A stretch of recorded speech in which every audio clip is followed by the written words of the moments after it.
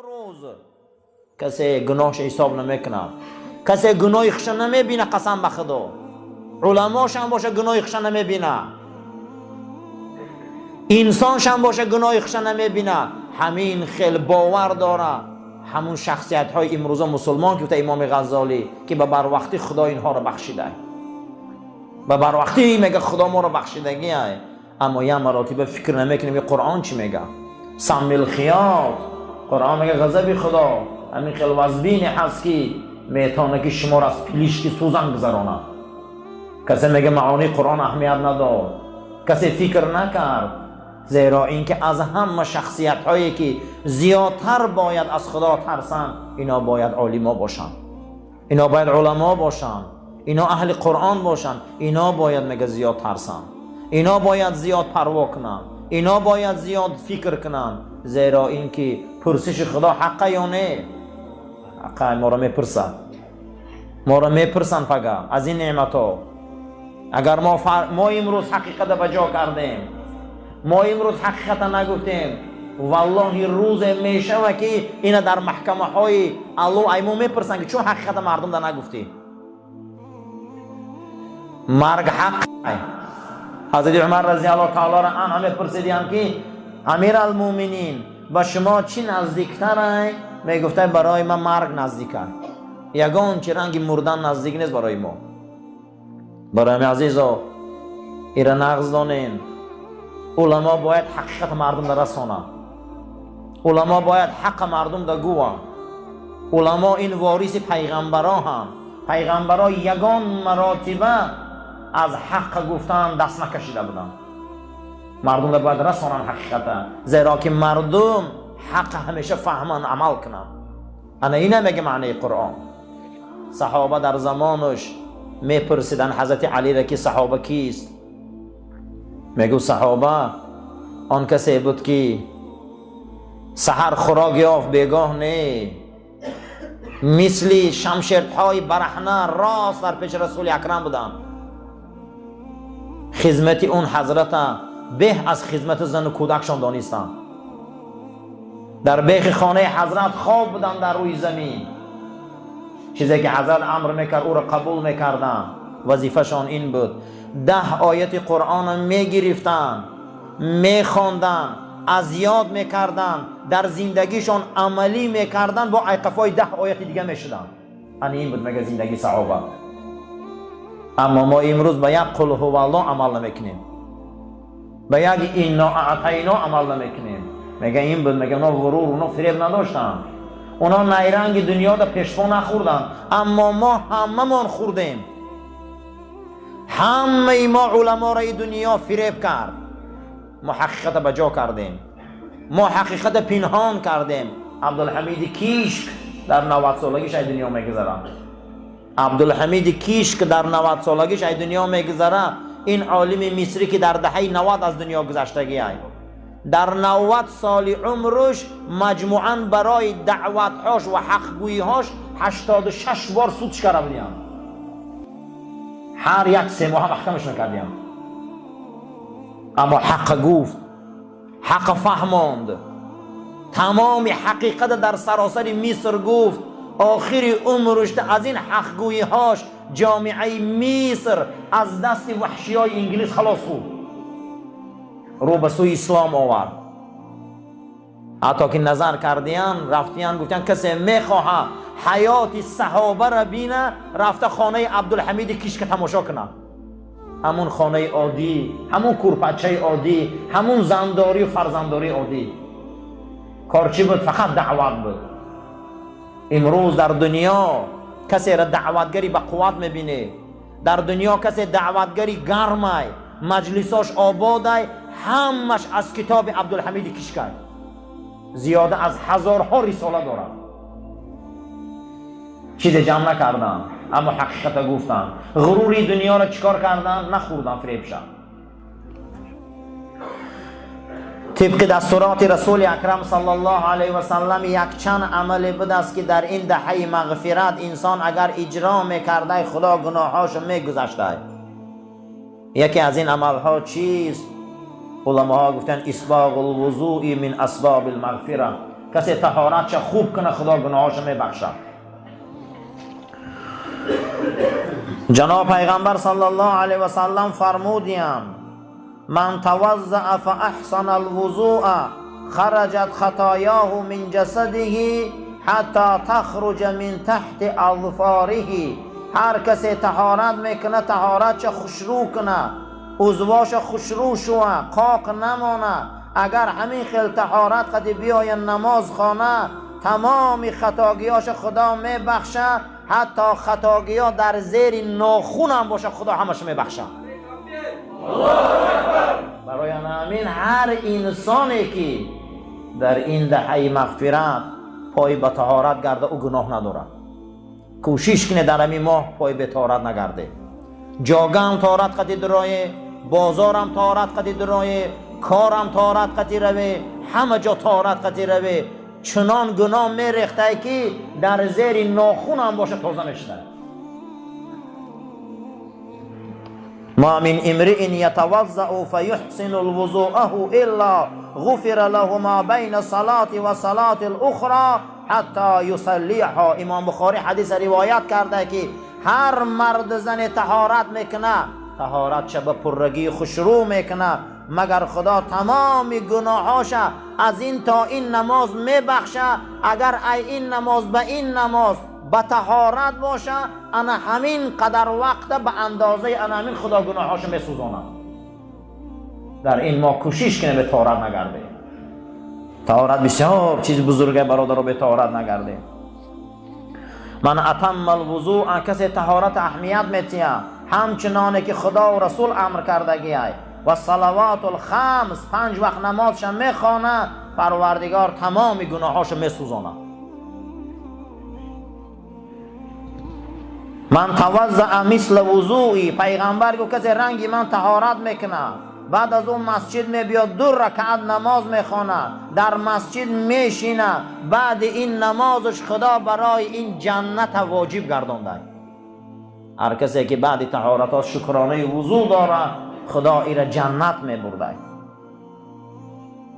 جناب پیغمبر صلی الله علیه و سلم گفته میدان طهارت چیه؟ میدان طهارت چیه؟ تمام گناه های گذشته هاتون و گناه های امروزتون خدا عفو میکنه. دهه مغفرت اینه. فانه قام فصلى، هر کسی که طهارت میکنه میخیزه نماز میخوانه فحمید الله، خدا را حمد و الحمدلله میگه و اثنی علیه، خدا را ثنا و تعریف میکنه، خدا را همیشه به دعا یاد میکنه، اهل و عیالش به این امر میکنه، خداوند قلبش کشاده میکنه به سوی ایمان، حتی گناهاش همین خیلی سوخته که نو از مادر به دنیا آمده. حدیث امام مسلم روایت کرده. کسی که با خاندانش تعلیم طهارت میتید، کسی زنش طهارت نشان میتید، کسی کودکاش طهارت نشان میتید، بعد از اون نماز میخوانه شکرانه وضو که یوم ولدته امه، نو ای آچه به دنیا آمده.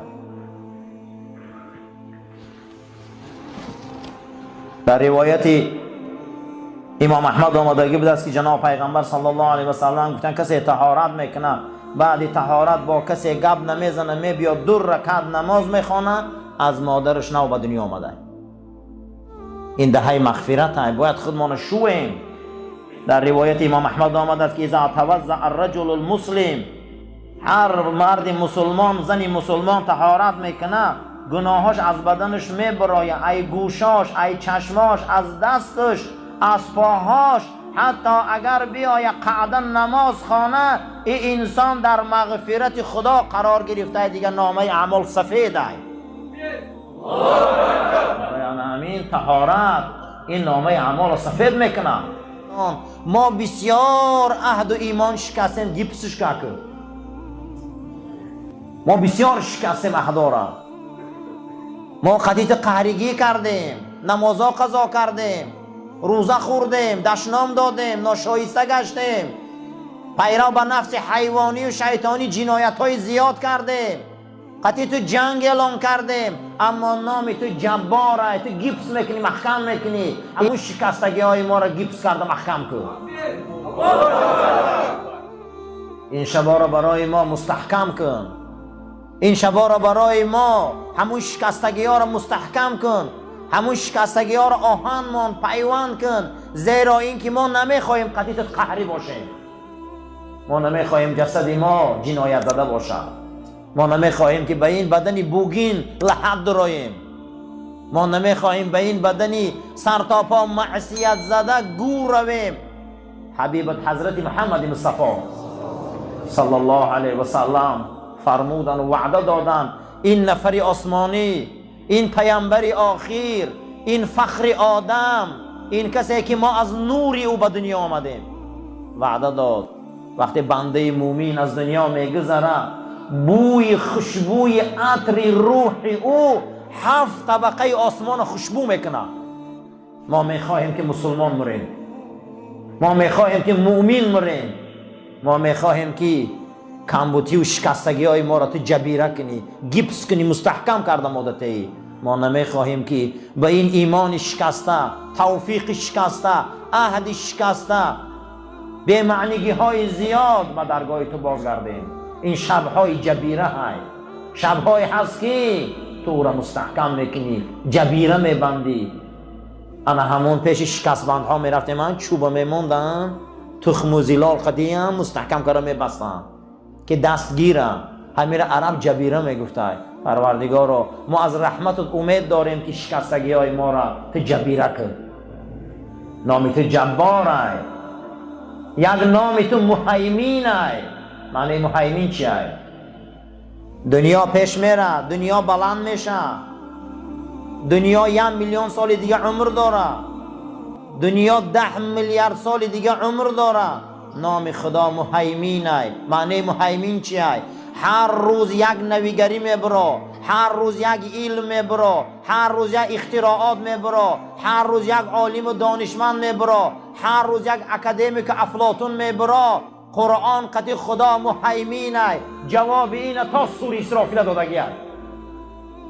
معنی مهیمین چی بده؟ جواب همه این قرآن داده،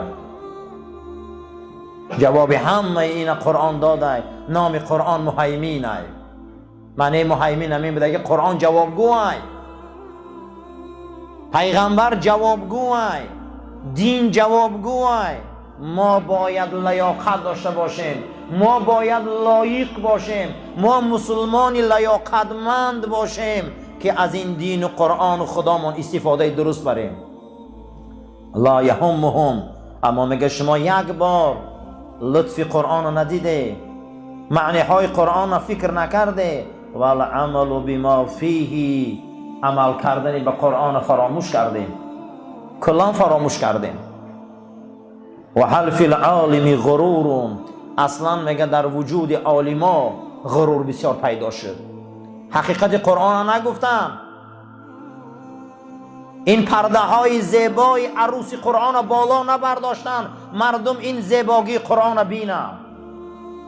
اینها میگه فریب خوردن، اینها باید حقیقت قرآن را گپ زنن، اینها باید قرآن را بیان کنن. هر چیز به خودش ستون مهره داره. همین ما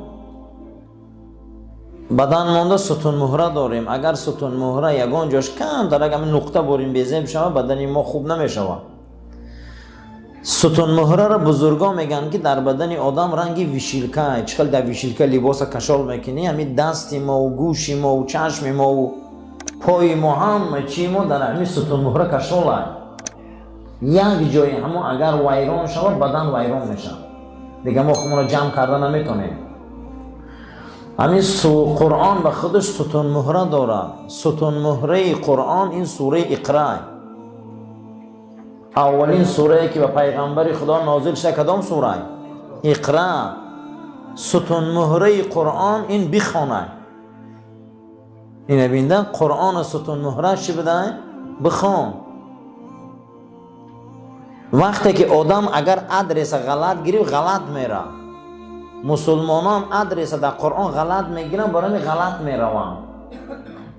اولین آیه که در قرآن پیغمبر ما در نازل میشه میگه بخون. این ماموی قرآن ای. ستون مهره قرآن سوره اقرا بده، بخون. ستون مهره سوره الحمد علماها گفتند که اهدنا الصراط المستقیم، خدایا مایان را برای راست هدایت کن. ستون مهره هر یک سوره به خودش ستون مهره داشته که در همون آویزان است. ستون مهره سوره الحمد اهدنا الصراط المستقیم، ستون مهره قرآن سوره اقرا، ستون مهره سوره کهف الله جل و علا شانه آیه مبارکه را آورده است که انا جعلنا، ما هر آینه گردانیدیم آن چیزی که علل ارضی در این زمین هست زینت لها. این زمین در میگه چیزی که هست این همش زینت هست. این برادران میبینیم بچهش میسن از این مال و پول و خانه و در و جوانی و این بر اون بر، این یک زینت هست. این یک دقیقه در میگذره میروه، یا زینت بده. برای زینت زیق نشوه، برای زینت زیق نشوه. من شعو شد با پگه سحر میشوه، این یک زینت است. اما ما علال ارضی زینت الله، یک زینت دادیم. اما بعد زینت چیه میگه؟ سعیدن جروزا. سعیدن جروزاش معنیش همین بده است که من در آمدن فصل تیرما یک روز میخیزه که برگا زرده، یک سحر میخیزه که برگا سرخه، یک سحر میخیزه که یگان دانه برگ نیست، همش ریختگی هست. در همین زمین ریخته خاقتی الدرش در رفته، همون درخت خودش قاق مانده خلاص هیچی نداره. همین عرب میگه سعیدن جروزا. چی میگفتن عرب میره؟ سعیدن جروزا، یعنی که هم کاری این دنیا میگه تیرماه داره. نخو که آدم برای کاری تیرماه داشته که زیخ شود. بهارش تیرماه داره، عمرش تیرماه داره، تجارتش تیرماه داره، زراعتش تیرماه داره، همه کاری دنیا تیرماه داره. نخو برای کاری تیرماه داشته ما زیخ شویم. او روزک بدیم دوام، او روز شدیم کلان، او روز شدیم تگی چادر و زنگیری، این روز شدیم کودکدار، بسیار شد بابا، بعد از بابا میبینی پیر، چند تاش بیچاره رفت پرده خاک. اینم تیرماه. برای همین کاری تیرماه داشتن زیخ شویم. 30 ساله ما آمده سیم رفته سیم این جای زندگی ما بود شویم، برای همین زیخ شویم. پروا نکنیم. سعیدن جروزا میگه این دنیا را زندگی چی داشتن؟ تیرماه داشتن. یا سهر میخیزگی رنگ هم برگ باری ریختی برفتی، هیچی نمونده. با مایلش همش یه هفته بعد میگذرن با همون رفیق جوره و خیش تبارا هم خیلی گمان میکنن که تو دهمی دنیا آمدگی نبودی. با خیلی فکر میکنن میگه دبا اینی مال آدم نبود، همین خیلی بمهریت. با یک نیم ساله گذره که همین حیات میبروی که همین خیلی آدم وجود نداشت در حیات. برای همین زیخ شویم. پروا نکنیم. اکنون ما باید فهمیم که امروز ستون مهره ها زیاد بوده است. من یک دم ما امروز آمدیم اکنون نصف کردیم. کاری دنیا همش تیرما داشته. خشا به حال آدمی که این اشاره های قرآنی رو فهمه. خشا به حال انسانی که این اشاره رو فهمه، درک کنه. لا یهمهم التفات الى معانیه. ما یک مراتب حرکت نکردیم که معنی های قرآن رو فهمیم. ما نفهمیدیم که قرآن در کدام سطح گپ میزنه. هیچ کالی چنقه قرآن تفسیر شده، هیچ قرآن تفسیر نشده. نام خدا یکتش مهیمین است. نام خدا یکتش چیه؟ مهیمین. المهیمن و العزیز و الجبار. نام یک خدا نام یکتش چی بوده؟ جبار. چیست جبار؟ وقتی که ما میریم حرکت میکنیم یک اونجا دهنکی میغلطیم دستمون میشکنه، در دکتر میبرن دست ما رو پاک گذارن، نوری های رنگین قدیم میبینن، بعد از او بالای او رو چیکار میکنن؟ گیپس میکنن. بالای شکستگی رو چیکار میکنن؟ گیپس میکنن. همون عرب جبیره میگه. و تب علینا اینک انت رؤوف الرحیم. پروردگارا گناههای ما را مغفرت کن، ما را برای راست هدایت کن، ما را عزت و آبرو فضل ته، گذشته ها ما را رحمت، زنده ها ما را توفیق، رمضان ما قبول، عبادت ما اجر و ثواب در نامه های اعمال ما نویس. بعد از آن یک آدم 30 روز در یک کارخانه کار میکنه، روز 30 منتظر معاشه. ما روز 30 منتظریم که ما را از مادر به دنیا آمدن گردون، بدن ما را پاک گردون، بدنهای ما را پاک گردون، قلبای ما را پاک گردون، بین ما در حرمت و احترام و عزت مسلمانی را بلند بردار.